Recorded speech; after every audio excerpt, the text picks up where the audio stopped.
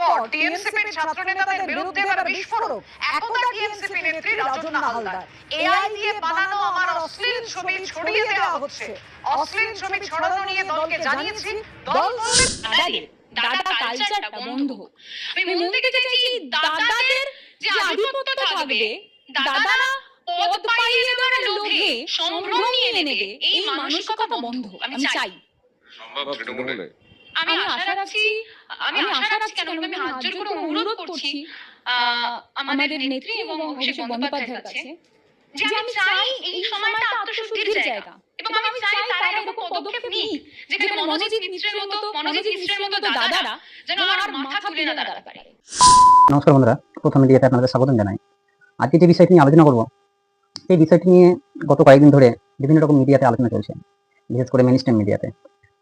দেখবেন রাজন্না হালদার তিনি যে কথাটা বলতে চাইছেন যে মনোজিৎ মিশ্র এবং মনোজিৎ মিশ্রের মতন অনেক নেতা তৃণমূলে কিন্তু রয়েছে, এবং তৃণমূলে তারা কিন্তু থেকে তৃণমূলের বরং পার্টির উন্নতি না করে, পার্টির ভালো দিক প্রচার না করে, পার্টি কিভাবে মানে বদনাম হয় বা পার্টিকে যেভাবে বদনামে কুলসিত করা যায়, সেই বিষয়টি তিনি কিন্তু সেই সংবাদ মাধ্যমে তিনি টিভি চ্যানেলে তিনি বলেছেন।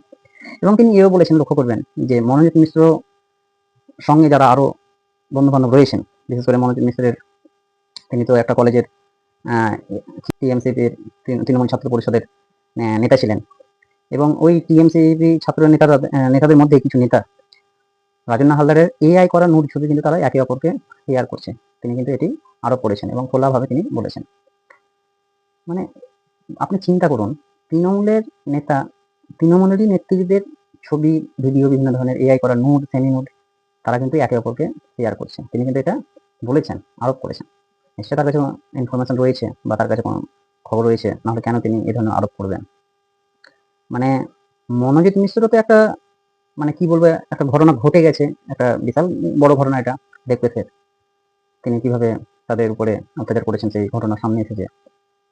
মানে আপনি চিন্তা করুন, মানে তিনি যে কথাটা বলতে চাইছেন যে মনোজিৎ মিশ্র এবং মনোজিৎ মিশ্রের মতন অনেক নেতা তৃণমূলে কিন্তু রয়েছে, এবং তৃণমূলে তারা কিন্তু থেকে তৃণমূলের বরং পার্টির উন্নতি না করে, পার্টির ভালো দিক প্রচার না করে, পার্টি কিভাবে মানে বদনাম হয় বা পার্টিকে যেভাবে বদনামে কুলসিত করা যায়, সেই বিষয়টি তিনি কিন্তু সেই সংবাদ মাধ্যমে তিনি টিভি চ্যানেলে তিনি বলেছেন। এবং তিনি এও বলেছেন, লক্ষ্য করবেন যে মনোজিৎ মিশ্র সঙ্গে যারা আরো বন্ধু বান্ধব রয়েছেন, বিশেষ করে মনোজিৎ মিশ্রের তিনি তো একটা কলেজের টিএমসিপির তৃণমূল ছাত্র পরিষদের নেতা ছিলেন, এবং ওই টিএমসিপি ছাত্র নেতাদের মধ্যে কিছু নেতা রাজন্না হালদারের এআই করা নোট ছবি কিন্তু তারা একে অপরকে শেয়ার করছে, তিনি কিন্তু এটি আরোপ করেছেন এবং খোলাভাবে তিনি বলেছেন।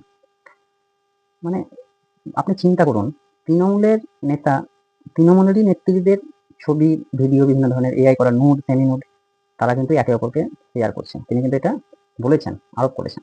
নিশ্চয়ই তার কাছে ইনফরমেশন রয়েছে বা তার কাছে কোনো খবর রয়েছে, নাহলে কেন তিনি এই ধরনের আরোপ করবেন? মানে মনোজিৎ মিশ্র তো একটা, মানে কি বলবো, একটা ঘটনা ঘটে গেছে, একটা বিশাল বড় ঘটনা এটা। দেখতে তিনি কিভাবে তাদের উপরে অত্যাচার করেছেন, সেই ঘটনা সামনে এসেছে। মানে আপনি চিন্তা করুন।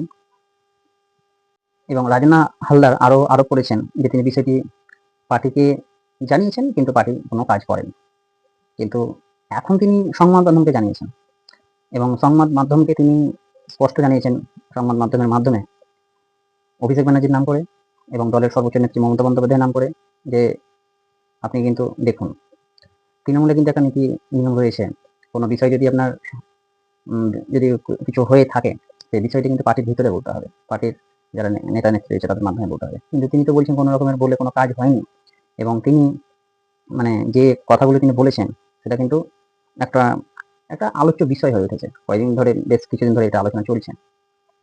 এবং রাজন্না হালদার যে বিষয়টি তিনি উঠিয়েছেন, সেই বিষয়টি নিয়ে যদি বলেছেন, মানে একটা পাগলের সাথে তুলনা করেছে রাজন্না হালদারকে। মানে ফিরহাদ হাকিমের কাছে রাজন্না হালদার যে বিষয়টি উঠিয়েছেন, তার এআই করা নোট করা ছবি একে অপরকে শেয়ার করছে টিএমসিপির নেতাগুলো, মানে সেটা কিন্তু ফিরহাদ হাকিমের কাছে মানে সেই বিষয়টি মানে একটা মানে পাগলের মতো বিষয় দেখাচ্ছে।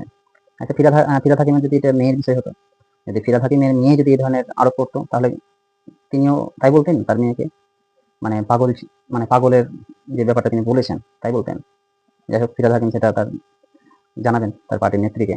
যে আর মনোজিৎ মিশ্রের যে ব্যাপারটা উঠে এসেছে, সেটা কি শুধুই মনোজিৎ মিশ্র, নাকি এর পেছনে কিন্তু আরো অনেক মনোজিৎ মিশ্রের মতন হয়েছে, যারা কিনা কলেজে এরকম দাপিয়ে রেখেছে এবং একদম নিঃশব্দে, এটা বলা যায় ভয়ে নিঃশব্দে এ ধরনের কিন্তু অনেকে মুখ খুলছে না, অনেকে চুপ করে আছে।